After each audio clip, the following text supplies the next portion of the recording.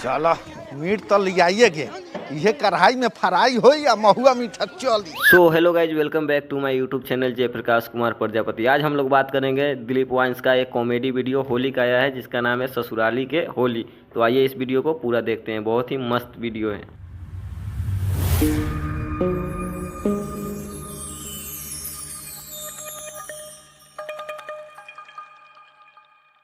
ना वो देखो तो दिलीप क्या होत बा, चल उनका गान में अबीर लगावल जाओ। शाबाश बेटा, बहुत बढ़िया। इस तरह से तो हमर मीट फाड़ के पूरा दूरा माटी लगा देलक रे।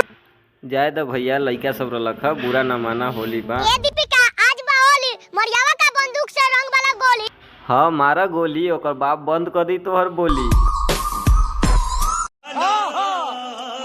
क्या तोरा गाल पूरा रसमलाई लेखन मोलायम बाटे हो। अच्छा आवे दो ओकरा बाप के, तब तोरा के रसमलाई खियाई। ओ तनी तू अपना गलवा से हमर गलवा में अबीर लगाना दा। अबे साले तनी अपन ओठवा से हमर ओठवा के सटाना दा कि मजा। वाह क्या सीन है। ए फुलान, अरे होली के दिन तू काहेला फूल के सुतल बारू? ए भैया नैहर जायला रुसल बारी। हई देखो ना तोरा ला गिफ्ट लियानी हां। वाह भैया बहुत बड़का काम कैला। सबके भतार मोबिल डालत है तो हमको मोबिल लियानी हां। स्टार्ट करो।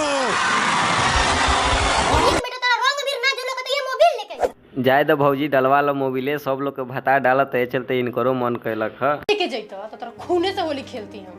ए भैया भौजी तो आतंकवादी हो गई बाड़ी हो। चला ससुरार तो सुरक्षित पहुंच गेनी। बरसाती खोला मत, सरवा सब रंग लेके अबैता। के बा होली खेल। बैगन साला ई कौन भिखारी बारे रे हमरे घर में घुसत रे? भाग साला आगे। अरे भैया भिखारी नहीं खे, तोहर जीजा जी बारन हो।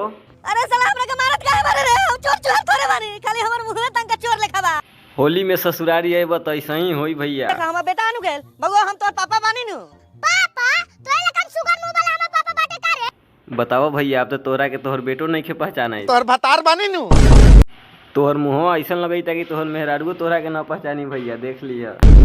भतार हमरा ऐसा सुंदर लड़की को तोरा ऐसा छुछुंदर भतार। इसी के साथ वीडियो को समाप्त करते हैं। वीडियो कैसा लगा हमारे कमेंट बॉक्स में जरूर बताएं। हमारे चैनल पे नए हैं तो हमारे चैनल को सब्सक्राइब कर ले ताकि ऐसा ऐसा वीडियो आपको हमेशा मिलते रहे। और हाँ, इस वीडियो को एक बार जा करके पूरा वीडियो जरूर देखें, हमारे डिस्क्रिप्शन में लिंक दिया गया है, या दिलीप वाइन्स सर्च करें यूट्यूब पे, आपको वीडियो मिल जाएगा। मिलते हैं नेक्स्ट वीडियो में, धन्यवाद।